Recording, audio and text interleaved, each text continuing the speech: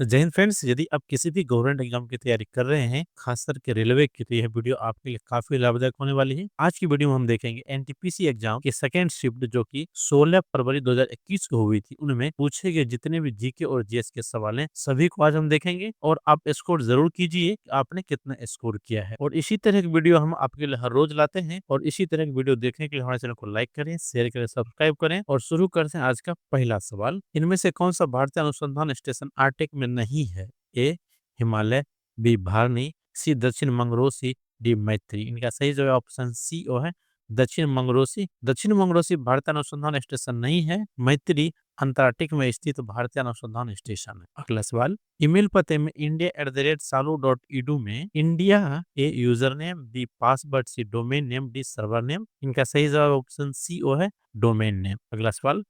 पिघली हुई मैग्मा से बनने वाली चट्टान को डैश कहा जाता है? ए करियांतरी चट्टानें, बी फिलाइट चट्टानें, सी अग्नि चट्टानें, डी अवसादी चट्टानें। इनका सही जवाब ऑप्शन सी ओ है अग्नि चट्टानें। मानव आंख में मौजूद डैश अंडाकार स्थान सर्वोत्तम दृष्टि क्षेत्र होता है? ए नीला, बी सफेद, सी हरा, डी मला। इनका सही जवाब है ऑप्शन ए ओ है मीला। मीला अंडाकार स्थान होता है जो मानव आंख में सर्वोत्तम दृष्टि क्षेत्र प्रदान करता है। अगला सवाल। आम का वैज्ञानिक नाम क्या है? ए मंगस इंडिकस, बी मेम्बस इंडिका, सी मैग्ना इंडिका, डी मेजीफेरा इंडिका। इनका सही जवाब ऑप्शन डी ओ है मेजीफेरा इंडिका।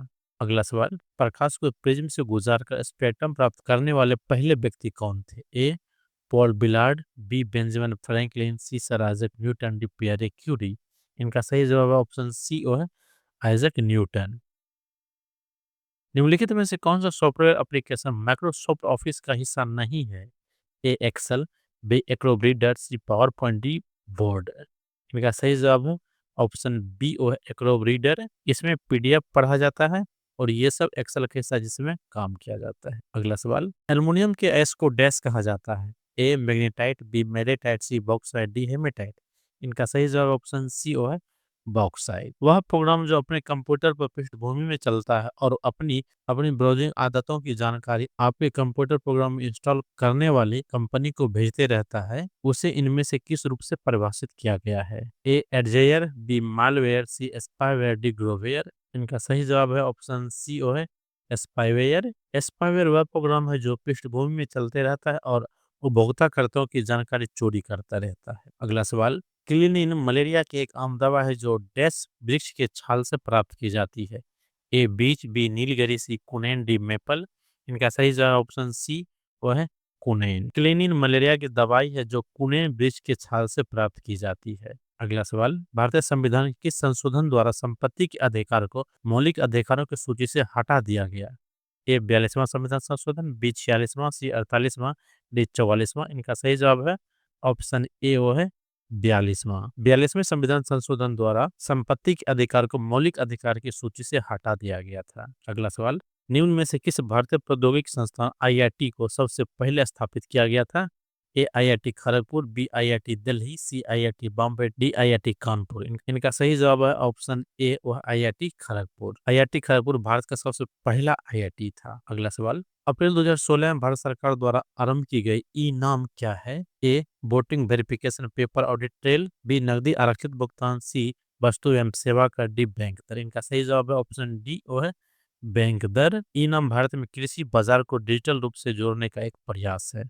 अगला सवाल। अप्रैल 2019 में dash fellow of the Royal Society FRS के लिए चुनी जाने वाली पहली भारतीय महिला बनी? A doctor Indira Ahuja, B doctor Gagandeep Kang, C Terry Thomas, D Kiran Mazumdar Shaw. इनका सही जवाब है ऑप्शन बी वो है डॉक्टर गगनदीप कांग।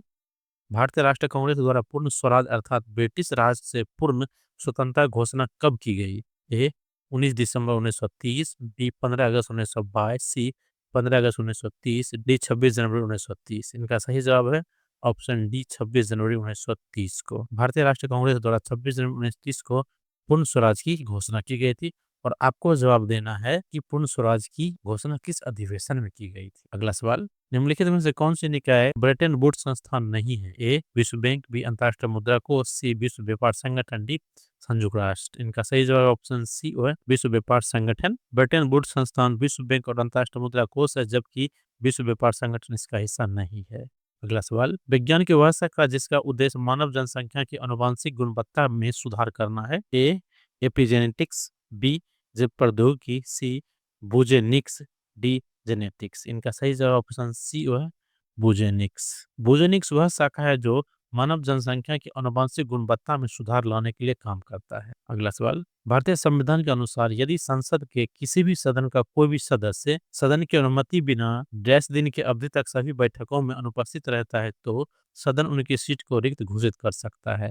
ए 60 दिन, बी 15 दिन, 45 दिन, डी 30 दिन। इनका सही जवाब है ऑप्शन ए वो है 60 दिन। जीएसटी फ्रेमवर्क के संबंध में एसजीएसटी का पूर्ण रूप क्या है। A statutory goods and service tax, B special goods and service tax, D systematic goods and service tax, D state goods and service tax. इनका सही जवाब है ऑप्शन डी वो है state goods and service tax. अगला सवाल, Congress party छोड़ने के बाद सुभाष चंद्र बोस द्वारा गठित राजनीतिक दल का नाम क्या था।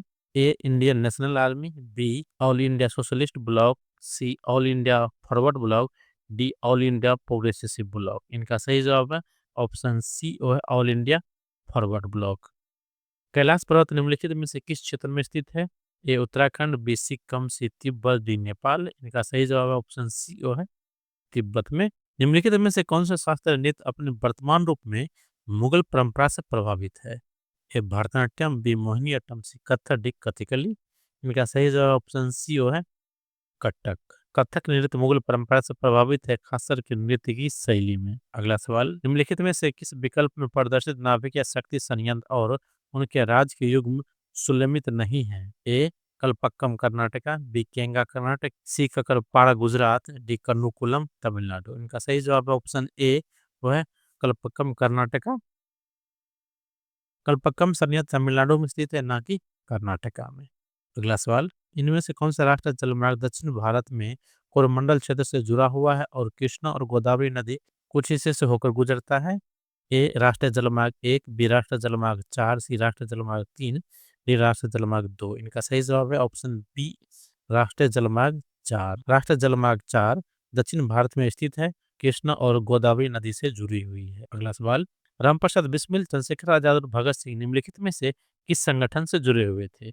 ए Hind Socialist Republican Association, B Azad Hind Fauj, C Hindustan Socialist Republican Association, D Naujawan Bharat Sabha. इनका सही जवाब option C Hindustan Socialist Republican Association. अगला सवाल, इनमें से कौन सा भारत का सबसे बड़ा वाणिज्य बैंक है।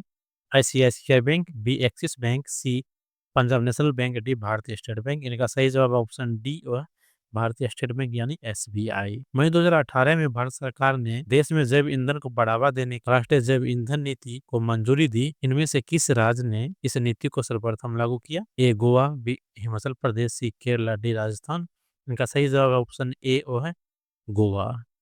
अगला सवाल, इनमें से कौन सी दुनिया की सबसे ऊंची प्रतिमा है।